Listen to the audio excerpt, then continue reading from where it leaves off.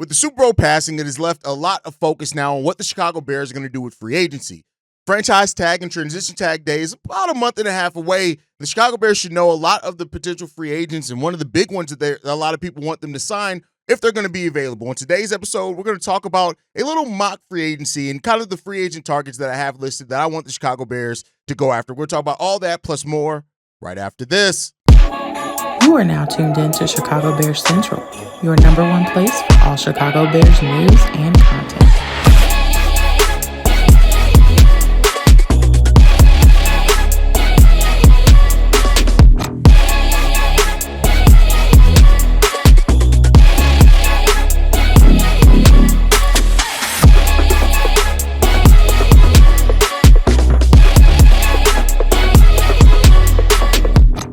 What's going on, Bears fans? Welcome to another episode of Chicago Bears Central, your number one spot for everything Chicago Bears related. I'm the host, Hayes, but more importantly, you guys can follow the channel at Chi Bears Central on every social media platform we happen to be on. With that said, let's go ahead and get into this content for today. I want to start off talking about some of the key free agents that I have listed here for the Chicago Bears that I would love to see the Chicago Bears go after. One of them is a risk. I want to be clear, there is a big risk on my list, but I think it could pay off for the Chicago Bears depending on what their risk tolerance is at that specific position. But let's go ahead and get into the players that I have listed out here. The first one I want to talk about is the one that most people are talking about. That's Trey Smith, right? The right guard there, being able to bring him in and have him on that right side with Darnell Wright. That's a whole side of the ball you may not have to worry about at all. The question is, are the Kansas City Chiefs going to franchise tag him? Does what happened at the Super Bowl or not make it more or less likely?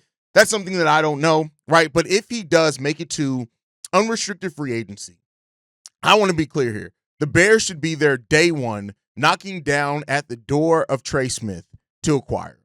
And that's just what I feel. Players with his age, his experience, and his production level just rarely, if ever, become available in free agency. It's just not something that you typically see, not at this age, right? So if Trey Smith, which is still a big if, right? I don't want to act like it's a big, a huge, for sure thing that he's going to not be.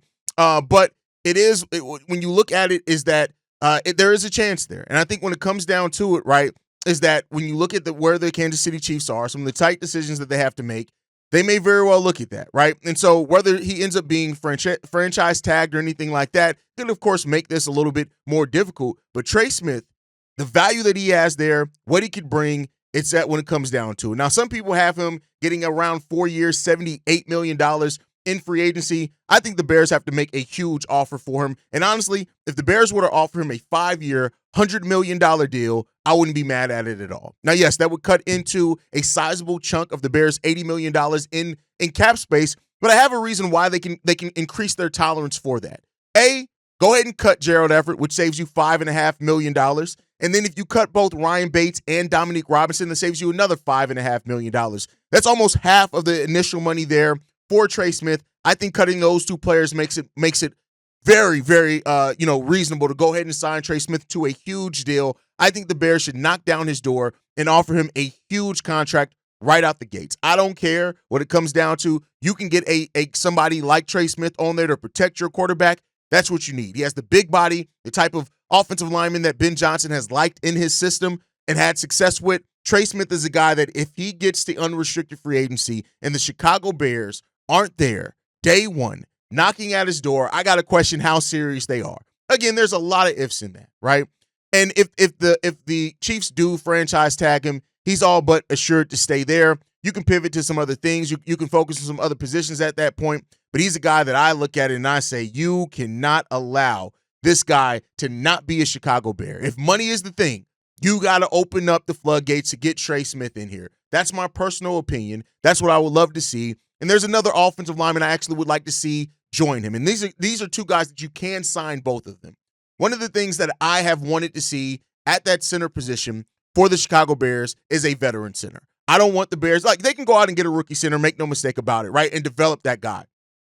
But considering the blunders that we've had at center here for the Chicago Bears, I want a veteran center that shows a lot, and Evan Brown is that guy that I would love to see the Chicago Bears. Played last year with the Arizona Cardinals, 6'3", 320 pounds. He's only 28 years old, right? So he's a guy that you're going to have to give him a decent deal, I think it can personally get done for 3 years, $18 million. And if you're paying him $6 million, you're between him and Trey Smith, you're spending 26 to Trey Smith could take a little bit more, but $20 to $25 million to bring these two guys in to shore up your offensive line, I like that a whole hell of a lot, right? Now, Evan Brown is a guy that also can play guard, right? So if you do have somebody that eventually can take over that center position, great, right? But he started several games at center over the course of his career as well, and he is somebody that Ben Johnson has worked with in Detroit as well. So that could be, we've seen it. Ben Johnson's not somebody who is against bringing in people that he's worked with before. I think Evan Brown can do that. If you can bring in both Trey Smith and Evan Brown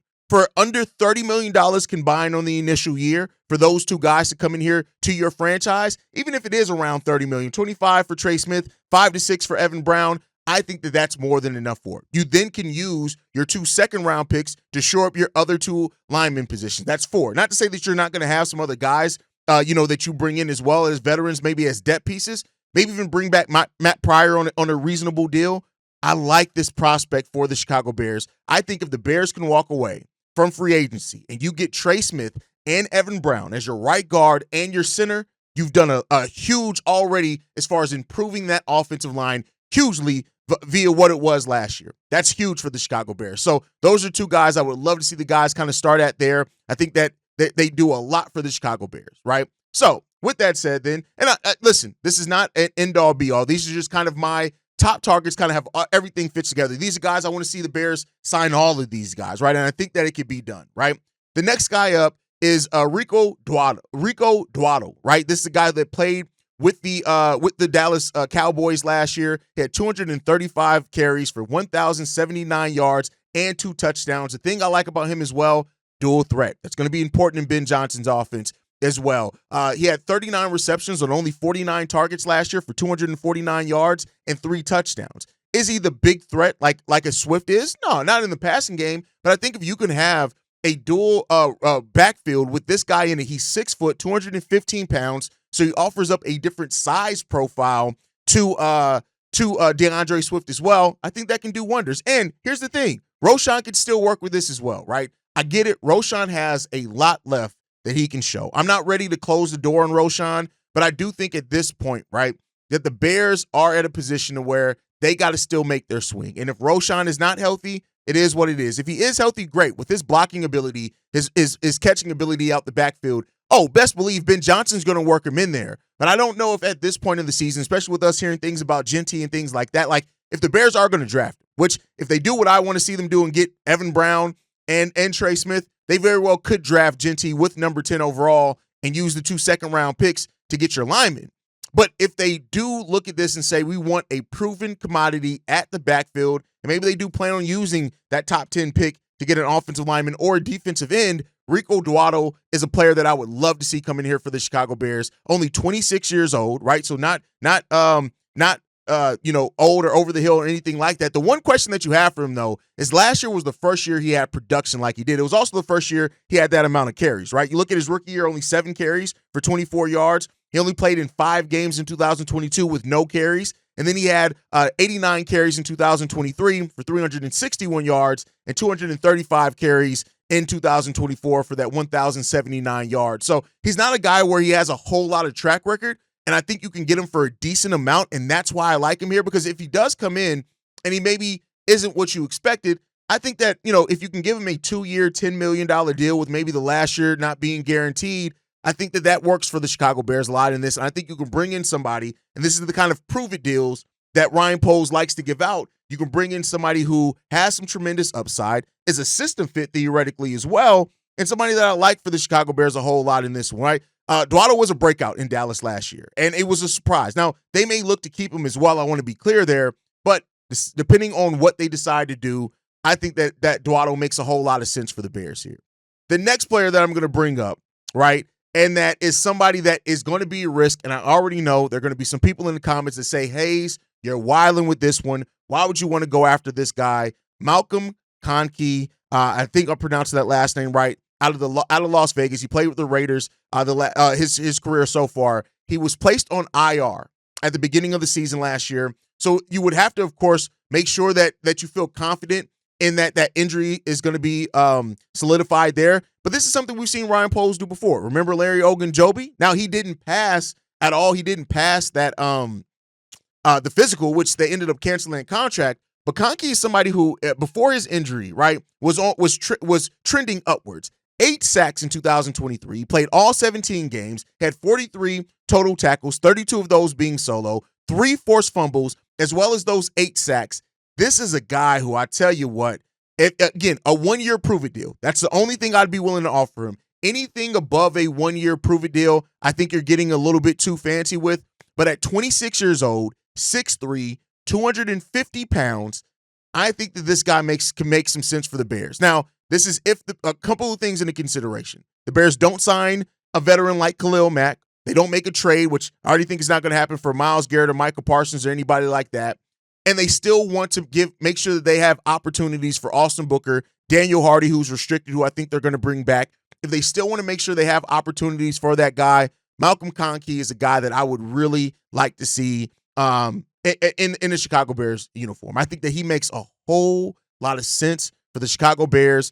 Again, 1-year prove-it deal, which is something that we've seen Ryan Poles give out before. Haven't always had the best track record with those 1-year prove-it deals working out, but I think if you can bring him into camp, I don't think it'll be a huge ton of guaranteed money because there's not going to be a lot of people knocking down his door, but I think that he is somebody that you can definitely look at and say, hey, this makes sense for the Bears.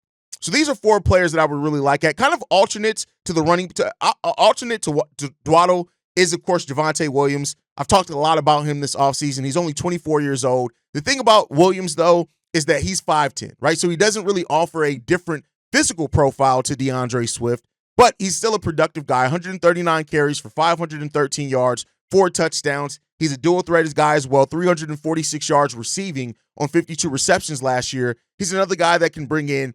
I just am trying to look for a guy that offers a different physical profile to DeAndre Swift. But Javonte Williams is another guy that makes a lot of sense there for the Bears if they want to go up and shore it up with a veteran running back. If they're going to go Genty or something like that in the draft, it is what it is when it comes down to that, right? All right, so the other player, of course, is Chase Young. Now, I know that some people are down on Chase Young because of attitude, things like that, but I look at it as production, right? And I think the culture that we're building here, you have to trust that the culture that you're having here is that you can take on a little bit of risk tolerance with some questionable players. I think you got Dennis Allen. You got a lot of veteran coaches on that defensive side of the ball. I don't think they're going to allow him to get out the way, right? And we got veterans on this defense overall, right? We know how they called out and talked about, like, even Tyreek Stevenson after the misses. Now, the Bears' defense sucked after that, but, I think that a guy like Chase Young could be an alternate for sure to Conkey, and he's a guy that, he's had injury history in his career as well, but he's really quieted that over the last couple of years. So Chase Young is a guy that I expect a lot of people to really want to see here for the Chicago Bears. And I know that there's going to be a lot of talk around him potentially being a target here for the Bears.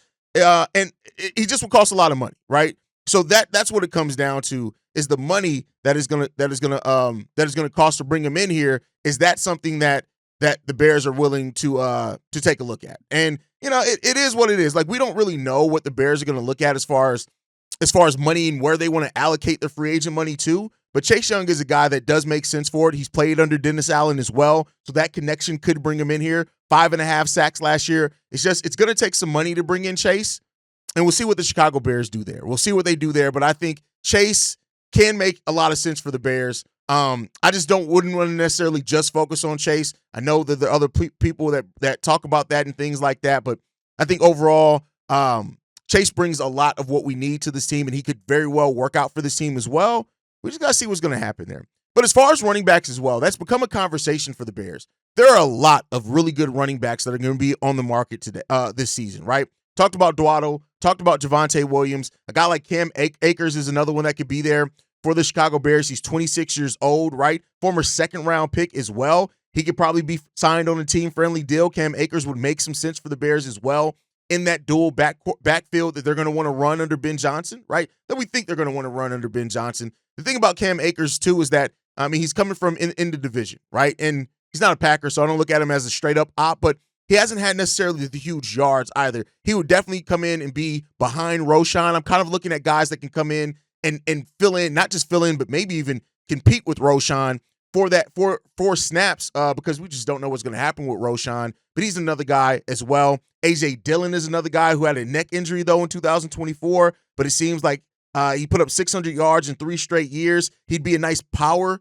complement to DeAndre Swift. So that's another guy that you want to look at here as well as far as the running back. But I think what we're hearing is that it's clear that the Bears are going to address the running back in some type of way this offseason. And A.J. Dillon is another guy that makes some sense there. 6 foot, 240 pounds, only 26 years old, right? Didn't play in 2024, but he's had solid years before that. So in that kind of backfield, makes a lot of sense for the Bears there as well. So look at A.J. Dillon. And then Najee Harris is another guy, right? He's put up 1,000 yards in all 4 seasons that he's played here, but he's never really been viewed as like a guy that you're like, oh my God, this guy's amazing, right? But he is somebody that I think that, could very well come in here and help the Chicago Bears. Like there's no question about that he can come in here and help this Bears team get things done at 6 foot, 242 pounds. This guy just makes some sense, right? So, again, power back is kind of what I'm looking for. Compliments to what DeAndre Swift has going on there. And I think that's something that the Bears could very well look at. But with that said, the Bears have a number of their own free agents as well that they have to address, which I've kind of brought up already in a video, right? Keenan Allen, I don't expect him coming back for the Chicago Bears. I just think when you look at the contract, what the Bears can get, they have another wide receiver in Tyler Scott that Ben Johnson may look to develop, but if not, you can get some really solid wide receivers in this draft. Darrell Taylor, Coleman Shelton, these are 2 of the guys that I'm really looking at the most as kind of being high up there. Darrell Taylor, we know what his production per snap looks like. It's really good. Tevin Jenkins is another one, but I think unless Tevin Jenkins is really willing to come back on a team-friendly deal, maybe even a 1-year prove-it deal, I just don't think that necessarily he could come back for the Chicago Bears. But, we'll see what happens there. But while we're talking about running backs, one of the running backs as well that I really want the Bears to take a look at, and we'll start releasing our first mock drafts next week, so keep an eye out for that. This guy will be on my mock draft because I do think he can be there in the 3rd round for the Bears. Quinshon Judkins, the running back out of Ohio State. When I'm telling you, listen to what I'm telling you guys. Quinshon Judkins is a guy that I'm telling you right now, if the Bears draft him, especially in that 3rd round, he's going to become a fan favorite. A fan favorite. Just remember what I'm saying, y'all. Remember what I'm saying. I know Hayes is an OSU guy. I love my OSU players, and I always try to find a way to get them to the Chicago Bears. But you look at what he did in Ole Miss and OSU. He never had a season of under 1,000 yards rushing. He also had 16, 15, and 14 touchdowns over the course of his NFL career. This is a guy that when you see him at 6 foot, 219 pounds, and his skill set, think David Montgomery. And no, I don't mean to drum up anybody who's like, oh, we should have never let go of David Montgomery. But I look at this guy, and I think that that's the type of player that he can be on the NFL level, right? That he can just get everything done. And he didn't receive a lot of the hype with that Buccaneers offense that a lot of other Buckeyes offense that a lot of other people did. But I think he's a guy that can really shine for the Chicago Bears in this draft. And I think he's a guy that he's on some of my underrated picks here for the Chicago Bears. Him, and then I have a center as well, right? When you look at players that I said, I don't want the Bears to rely on a young center next season. I want a veteran center in here. But one of the guys that I do think you can bring in here and draft is Jared Wilson, the center out of Georgia. I think that he's a guy that they talk about him lacking some size, but I think he has great hands. He has amazing technique. He knows how to leverage right. And he's a guy that also, I think if you put him in the right position on the right depth of the offensive line, he could be a steal here for you. And reportedly, he can be getting in the 4th or 5th round. So Jared Wilson out of Georgia, the center out of Georgia, is another guy I want everybody to keep their eyes on as well. And the last guy that I'm going to say here as far as the draft, this is another position that I want to see the Bears focus on. That's Billy Bowman Jr., the safety out of Oklahoma. When I tell you guys, watch him. Size, right? He's a guy that he has great instincts, amazing on-ball skills as well. When you look at the identity that we thought the secondary was going to be building last year that kind of faltered some, he's a guy that fits in that. And whether he's filling in for Kevin Byard, if Kevin Byard does leave in the offseason, whether he's taking over for Jaquan Brisker because Jaquan Brisker gets injured or something, again, putting his long-term future in doubt, Billy Bowman Jr. is the guy that I want to see. He is a weapon. And that's what this Bears team needs under Dennis Allen is weapons. Billy Bowman Jr. Listen to what I said. He's going to be on my mock drafts. This is me teasing that a little bit, but this is a guy that I think could do wonders for the Chicago Bears. I do not want anybody, and I repeat, anybody to overlook this guy. This is a guy that I think is going to do big work in the NFL, and he could be looked at to be one of the steals of the draft. When you look back over years, I'm not saying in his rookie year, but he has the instincts, he has the skill, and he has the ball hawking ability to be one of those guys that I think could be a weapon on the defense. And especially if you're trying to build a scoring defense, this guy can get it done. You guys can let me know what you feel on everything down below. Make sure you're following us at Chi Bears Central. You can send us any feedback, questions, comments, concerns. ChicagoBearsCentral@gmail.com. Lastly, if you want to leave a text message and or voicemail for the mailbag, the number to do so, 773-242-9336. We are the number one spot for everything Chicago Bears related, but that's thanks to you lovely and beautiful people. And like I like to end every episode on, Chi-Town up, but Bear down. Love you guys. Peace, y'all. This has been a presentation of the Break Media.